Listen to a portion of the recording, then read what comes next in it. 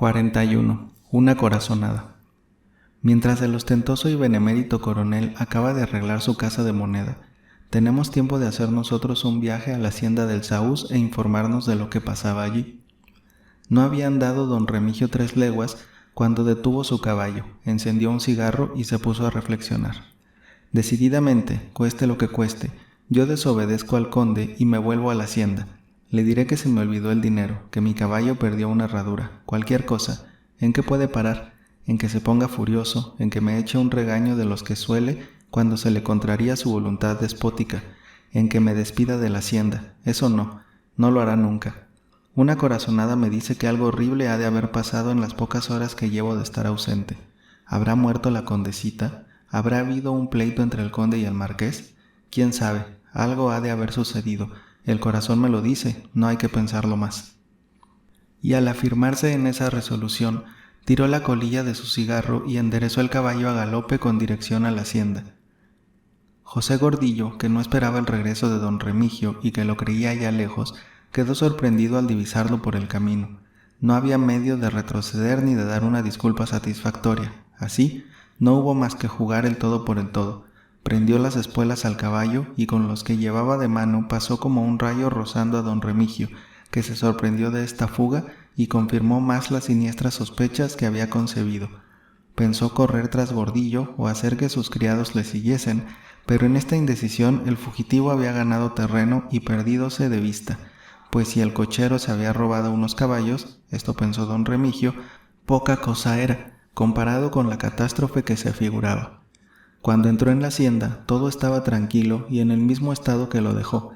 Las parejas trabajaban en el campo, el caporal con los jarochos apartando potros, los mozos en el patio y caballerizas limpiando los caballos, las mulas guarnecidas y pegadas como de costumbre a la carretela.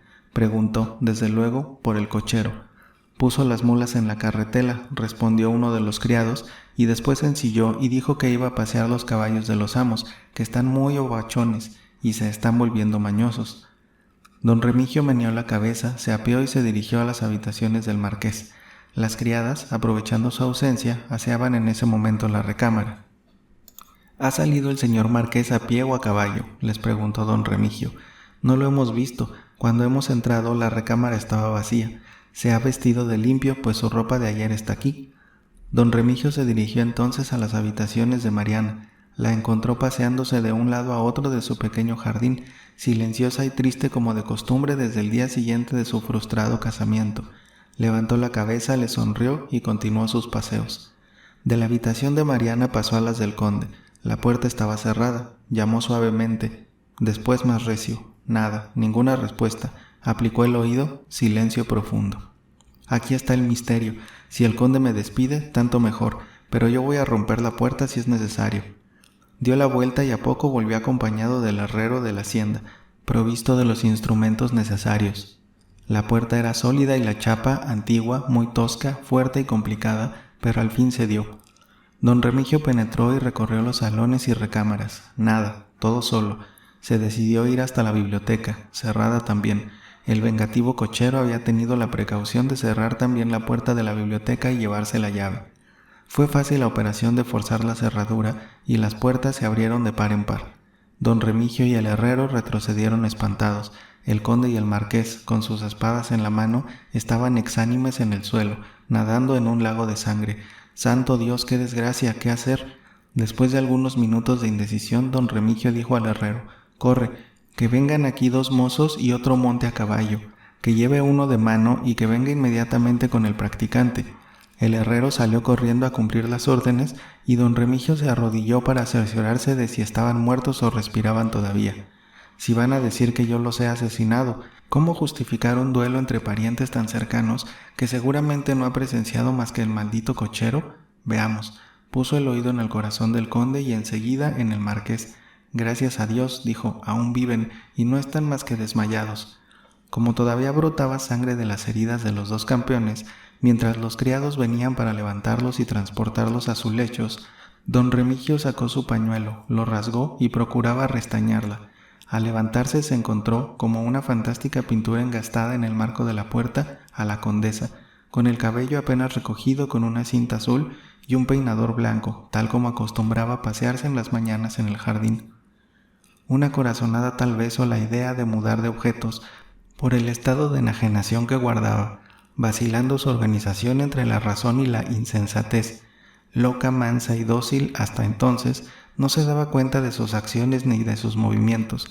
Callaba y no respondía más que a don Remigio, porque a los demás los consideraba como enemigos y no quería que le hablasen de ninguna de las cosas que habían pasado, que sin embargo tenía en su imaginación como si constantemente fuese presa de un sueño siniestro. Ratos tenía de calma y de olvido, a tal punto que se creía como otro tiempo, triste, pero esperando la llegada de Juan para celebrar su casamiento, y la de Agustina con su hijo muy crecido y muy hermoso. Su padre se enternecía, los perdonaba y les tendía sus brazos y continuaban todos viviendo en la hacienda del Saús, muy felices, corriendo como en otro tiempo por campos de verde grama y de florecillas blancas. Larguísimas eran esas meditaciones, ya sentada en su sillón a las horas del crepúsculo, ya en sus paseos matutinos por el jardín. Y cuando en ese estado de apacibilidad o de cristiana resignación la veía don Remigio, concebía tales esperanzas que aseguraba a las muchas personas que preguntaban por ella que no tardaría 4 o 5 semanas en estar completamente restablecida. Fue uno de esos momentos cuando salió maquinalmente la condesa del jardín, siguió a don Remigio a distancia, sin que éste lo advirtiese, y penetró por las habitaciones ya abiertas, hasta la biblioteca, en cuya puerta se detuvo, contemplando aterrada a su padre y al marqués tendidos en el suelo y nadando en sangre. El apacible cuadro que traía en su imaginación trazado en el jardín, y que era por un fenómeno nervioso una especie de tregua a sus dolores, se desvaneció y volvió en ese momento a la plenitud de su razón. Helada de espanto, llevaba las manos a los ojos, se los limpiaba y los fijaba de nuevo en los hombres ensangrentados. Don Remigio, exclamó con voz trémula, ¿qué es esto? ¿Qué ha sucedido? Por Dios, que me diga usted una palabra que me explique este horror. Tengo en este momento toda mi razón, pero siento que se me escapa, siento que mis nervios me levantan, me empujan a una carrera loca, interminable. Mi padre muerto, el marqués lo ha matado. No, yo lo he matado, debí obedecerlo y casarme, pero no pude, don Remigio, no pude. Ya le explicará usted, era imposible. Y volvía a limpiarse los ojos y los abría grandes y los fijaba en el conde y el marqués. Se han batido, señora condesa, pero están heridos solamente, respiran, viven, sanarán si los atendemos prontamente, y ya que Dios por su misericordia le ha vuelto la razón, tenga valor, ayúdeme a restañar la sangre, si no, van a expirar. Sí, dijo Mariana saliendo de la inacción en que había estado sin pasar del marco de la puerta. Lo salvaremos a los dos, es mi padre, injusto, caprichoso, pero soy su hija y él está moribundo por mí. Pronunciando estas palabras con firmeza mezclada de una profunda ternura, desgarró un pedazo de su ligero vestido y corrió a arrodillarse junto a su padre. Abrazó al que parecía ya cadáver, le limpió el rostro desfigurado y lívido, le besó en la frente con amor y respeto, retiró el pedazo de lienzo que había puesto don Remigio, buscó la herida debajo de la sangrienta camisa y suave y delicadamente comenzó a limpiar la llaga a la falta de agua en aquel momento, con la poca saliva que tenían sus labios. En el momento de esa piadosa ocupación, un rayo de esperanza vino a iluminar su mente un instante para desaparecer y dejarla en una noche tenebrosa. La herida era pequeña y poco profunda, un piquete apenas de la larga y acerada espada del marqués. Mi padre sanará, el marqués también, reflexionarán en la falta que han cometido, me perdonarán, los dos se esmerarán en cuidarme, en darme libertad, y el obispo, tan santo y tan bueno, se interpondrá, rogará por mí, y quizá volverá Juan a la hacienda, será mi marido, y traerá a mi hijo, al hijo de mis entrañas. Un sueño de dicha y de paz, un rayo de ilusión de cielo pasaba sobre aquella frente blanca y de sus ojos negros cayó una gruesa lágrima sobre la herida, como el bálsamo milagroso que debía volver la vida al conde. Este entreabrió los ojos y los volvió a cerrar. Mariana lo llamó, Padre, yo soy, yo, la que curó la herida. Viviréis, sí, viviréis para perdonar a vuestra hija que os ama, para ser feliz en vuestra casa, rodeado de los que os respetan y os quieren. Mariana, con más tiernas palabras que las que pueden escribirse, quería volver la vida a su padre y que le respondiera una sola palabra, y si de Dios estaba que muriese, que al menos le dijera, te perdono. El conde oyó, sí, esa voz en la profundidad nebulosa de su síncope, y en esa lucha de la vida con la muerte, tuvo la conciencia de que era la voz de su hija, y haciendo un esfuerzo supremo como el que hace el ser humano para vivir al momento del salir de la vida, abrió los ojos y torvos, severos, vengativos, los fijó en los de su hija, que retrocedió aterrada y llevó las manos a sus cabellos. Después, crispando de nuevo los dedos de su mano derecha, con la izquierda rechazó a Mariana, queriendo pronunciar una maldición terrible que expiró en sus labios. Mariana se levantó enhiesta y severa, clavó a su vez sus ojos centelleantes en su padre, que había vuelto al desmayo, cruel e implacable hasta en la hora de morir, dijo, y arrancándose los cabellos y desgarrando su vestido blanco manchado de sangre, desvió con fuerza a don Remigio, que la quería detener. Atravesó las habitaciones y emprendió por los campos una carrera vertiginosa, lanzando gritos de rabia y de desesperación. Mi hijo, mi pobre hijo. Como en la capilla, el día del casamiento, estas escenas habían sido rapidísimas. Don Remigio, con todo y la firmeza y al mismo tiempo calma de su carácter, estaba sobrecogido y no sabía a qué atender. Si seguía a Mariana, dejaba abandonados a los dos casi cadáveres, expuestos a morir si no se les prodigaban los más prontos socorros, y si permanecía con ellos, ¿qué iba a ser de la pobre muchacha, que en sus ratos de enajenación creía que criados, camaristas, pastores y todo el mundo eran sus enemigos? La habitación del conde, a pesar del respeto tradicional, había sido invadida por la gente, que estaba ya alerta desde los sucesos anteriores. Don Remigio salió de su embrutecimiento momentáneo, dio sus órdenes para que detuviesen a la condesa y la condujesen a su habitación. Después ordenó a los criados que levantasen cuidadosamente los cuerpos y los colocasen en sus lechos. Él mismo lavó las heridas e hizo pasar, aunque con dificultades, una copa de vino de Jerez a los heridos, dejándolos en reposo mientras llegaba el practicante. La carrera de Mariana, impulsada por sus nervios, era tan rápida que parecía más bien que volaba. Los que la seguían no la pudieron contener sino cuando, falta de aliento, cayó en la orilla de un jagüey y se habría ahogado si no la socorren tan a tiempo. En la especie de fuga, Mariana quería huir de sí misma para interponer una distancia infinita entre ella y la espantosa biblioteca. Había desgarrado sus vestidos y desnuda, cubierta con las cobijas de los sirvientes, la volvieron a su habitación. Las gentes de la hacienda estaban despavoridas y en una extrema confusión, no sabiendo realmente lo que pasaba. Las camaristas sollozaban y daban gritos al mirar a la condesita conducida en brazos de gañanes, desnuda, sangrienta, con las manos crispadas entre sus cabellos. Los mozos y criados se atropellaban, sin hacer nada más que estorbarse, y quebrantando el respeto y la obediencia, invadían las habitaciones de los amos. Don Remigio, aturdido y conmovido profundamente con las escenas de sangre y horror, especialmente con la que pasó entre la condesa y su padre, parecía una estatua, y paralizados sus miembros, no podía moverse por más esfuerzos que hacía. Un quejido del marqués, que entreabrió los ojos y lo miró como reclamando su auxilio, lo sacó de esa enajenación mental. Recobró de nuevo su energía, dio sus últimas órdenes respecto del conde y del marqués y corrió a ocuparse de Mariana, a la que hizo que las camaristas le diesen fricciones aromáticas, la vistiesen con sus mejores ropas y le compusiesen sus cabellos. La fatiga de la carrera había agotado su aliento y sus fuerzas y parecía que pocos instantes le quedaban de vida. «Todo va a acabar hoy», dijo tristemente. «Mañana no habrá más que 3 cadáveres». Fuese, sin embargo, a la recámara del conde.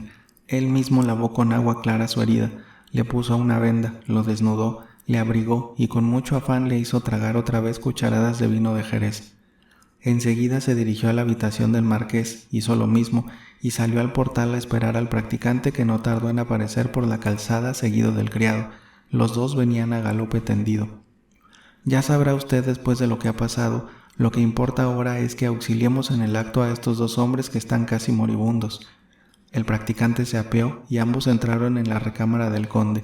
La herida era grave, pues había interesado un poco al hígado, pero sobre todo la pérdida de sangre ponía la vida del paciente en inminente peligro.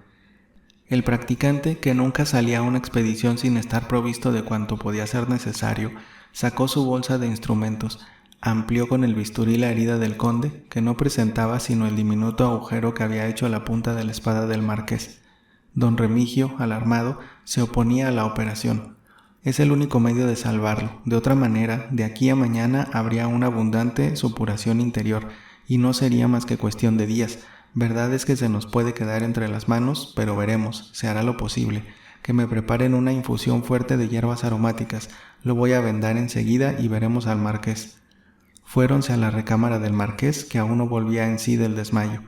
La misma historia, la pérdida de sangre, pero la herida no presenta gravedad, añadió después de haberlo reconocido cuidadosamente. Parecía más grave, pero no es así. La espada resbaló entre dos costillas y no ha interesado ninguna entraña noble. Una pulgada más alta y habría traspasado el corazón de parte a parte. De buena ha escapado. Lavó la herida, colocó un emplasto sobre ella, la vendó cuidadosamente, mudaron camisa y ropa de cama al paciente y le hicieron pasar una copa del elixir maravilloso que había administrado a Mariana, y que era medicina de su propia invención. Lo dejaron reposar bajo la guarda de los camaristas y volvieron a la recámara del conde, el cual no daba señales de vida. El practicante y don Remigio lo frotaron fuertemente con una infusión de hierbas muy caliente mezclada con alcohol. Le hicieron pasar una copa de elixir, le arreglaron su lecho y lo dejaron vigilado igualmente por dos camaristas. Nada hay que hacer más que dejarlos reposar, dijo el practicante a don Remigio. Si dentro de 2 horas no han vuelto en sí, es que no tienen remedio. Veamos ahora a la condesa, que me interesa más que estos 2 ganapanes espadachines que les ha dado la gana de matarse. La patria no perdería mucho si no vuelven a resollar, pero no hay cuidado, don Remigio, mi deber es salvarlos, y si es posible en lo humano, los salvaré y será un milagro. La condesita no presentaba mejor aspecto que los heridos. Parece que duerme, y no hay por ahora otra cosa que hacer más que dejarla reposar y observarla. El elixir de la vida, como él llamaba a su específico, no haría más que excitarla, y desengáñese usted, don Remigio, para las heridas y los dolores morales, las boticas juntas de todo el mundo serían inútiles. Estoy seguro que algo muy cruel debe haber sufrido, y esto ha sido causa de que la encuentre en tan deplorable estado. Se sentaron en la cabecera de la cama, hicieron que salieran las criadas y don Remigio le contó punto por punto lo que había ocurrido. Me temo que la locura mansa y melancólica en que la dejé en mi última visita haya degenerado en locura furiosa, dijo el practicante. En el curso de mi vida y con motivo del ejercicio de la medicina, tanto en los hospitales de México como en las poblaciones donde he residido, he hecho una observación, que más bien es de hombre de mundo que no de estudiante ni de sabio. La locura se determina casi siempre cuando absolutamente se pierde la esperanza. La esperanza es una especie de alimento moral que mantiene el cerebro. Cuando este alimento falta, mueren las funciones regulares, lo mismo que toda la máquina del hombre se descompone y aniquila por el hambre.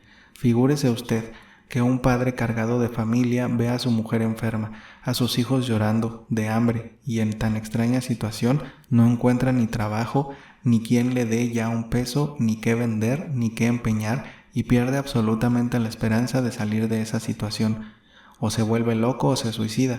Figúrese usted un dependiente que ha tomado de la caja de su principal 10,000 pesos, que los ha jugado, que no tiene humanamente medios de reparar su falta y que pierde la esperanza de recobrar su honor y su disposición. Se vuelve loco o se suicida. Figúrese también un hombre enamorado, que por este o por el otro motivo le traiciona a su novia, la sorprende en los brazos de otro y pierde completamente la esperanza de ser feliz. Se vuelve loco, mata al rival o a la novia, a la madre de la novia y a cuantos puede. Es que se volvió loco y ya loco se suicida. Así podría yo citar a usted 1000 ejemplos y no le dé usted vueltas, don Remigio.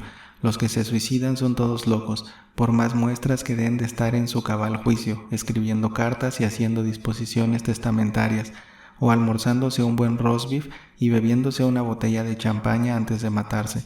Esté usted tranquilo, Juan, su hijo hará cuantas diabluras sean imaginables, pero no se volverá loco ni atentará a sus días, porque en sus 2 amores, que son Mariana y usted, tiene fundada su esperanza. Si usted y Mariana mueren, apostaría hasta mi camisa que no sobreviviría 1 hora más. Acabada su esperanza, ya para nada le serviría la vida. Me río yo de estos médicos charlatanes que hay en México que se titulan ellos mismos alienistas y hacen bañar en agua fría a sus pobres enfermos para volverles la razón, o los encierran en unos cuartos oscuros y húmedos para que sanen. ¿Para qué lo he de ocultar a usted, don Remigio? Me alegraría en el alma que se muriese el conde. ¿Para qué sirve en el mundo ese viejo atrabiliario, sino para martirizar a un verdadero ángel como es esta infeliz criatura, loca porque perdió la esperanza en la funesta escena que usted acaba de referir? Si el conde, restablecido de su herida, y yo haré todos los esfuerzos humanos para lograrlo, la perdonara y consintiese en su matrimonio con el hijo de usted, en el acto le volvería la razón. Yo, que soy el único que puedo encontrar a Juan, a quien quiero como un hermano, se lo presentaría y ya daríamos modo de que fueran dichosos. En cuanto al pobre marqués, no hay que desearle la muerte. En vez de una muchacha y 300,000 pesos, no ha hecho el viaje a esta famosa hacienda sino para recibir una estocada. A la condesa no hay que darle más medicinas, sino las que basten para modificar cuanto se pueda la tensión de sus nervios, procurarle el reposo y consuelos y tratar, aunque es muy difícil, de que renazca la esperanza en su corazón. Dice usted la verdad en todo, dijo don Remigio, cuando el practicante, cambiando de sillón y echando una mirada a la cama de la condesa, acabó de hablar. Ya me habría yo vuelto loco si no tuviera la esperanza de que esta situación cambiara. Quiero al conde con todo y su carácter terrible, porque a mí me ha tratado mejor que a su mujer, mejor que a su hija y a sus parientes y amigos, pero en resumen, ¿para qué quiere la vida? Caprichoso, intratable, está metido como un hurón días enteros en su biblioteca y cuando sale al campo, galopa 4 o 5 horas remudando caballos hasta cansarlos, sin hablar una palabra con los criados o conmigo, si lo acompaño. Pero sobre todo, amigo mío, lo que no le paso es su crueldad con su pobre hija. ¿Creerá usted que desde el lance de la capilla no ha preguntado ni una sola vez por ella? Cualquiera, siquiera por curiosidad, indagaría si vive o muere. Nada, mudo. Y cuando se figura que quiero hablarle de su hija, me mira con unos ojos feroces y me significa que quiere estar solo. Increíble, repuso el practicante. Esta dureza y este encono porque no ha querido casarse. Esto es contrario a la naturaleza, y además, ¿qué diría si supiera que debe la vida a esa misma hija a la que tanto tiraniza? No sé si se observaría usted que, si no es por mí, Juan, ya a punto de ser acometido de una locura furiosa, porque casada su novia perdía toda esperanza, habría matado al marqués, al conde, a usted mismo, al obispo, a todo el mundo. Dios me dio fuerzas bastante para sujetar su brazo armado de un puñal, para arrancarlo del lugar que ocupaba cerca del conde y para arrastrarlo materialmente fuera de la iglesia. Ya ve usted, la desgraciada condesa no podía pronunciar el sí exigido por la iglesia para que se verificase el matrimonio, sin ocasionar una espantosa tragedia que se habría sabido con horror en todo el país. Don Remigio inclinó la cabeza, quedó por un rato pensativo y luego contestó al practicante. Tantas y tan inesperadas cosas sucedieron en momentos que no las puedo recordar todavía sin temblar, y ahora que usted me refresca las ideas, convengo en que usted nos ha prestado a todos, y a mí en particular, un servicio que no tendré con qué pagarle, si no es con una gratitud eterna. Pero el conde, que no es capaz de ningún sentimiento afectuoso, lo hará con su dinero, si usted logra, como se lo ruego, salvarle la vida. En esas y otras pláticas estaban cuando la condesa, que había continuado al parecer no solo quieta, sino con signos de debilidad y abatimiento, dio un lastimero grito, saltó de la cama como si un fuerte resorte la hubiese impulsado y se lanzó hacia la puerta para renovar otra vez la vertiginosa carrera que estuvo a punto de costarle la vida.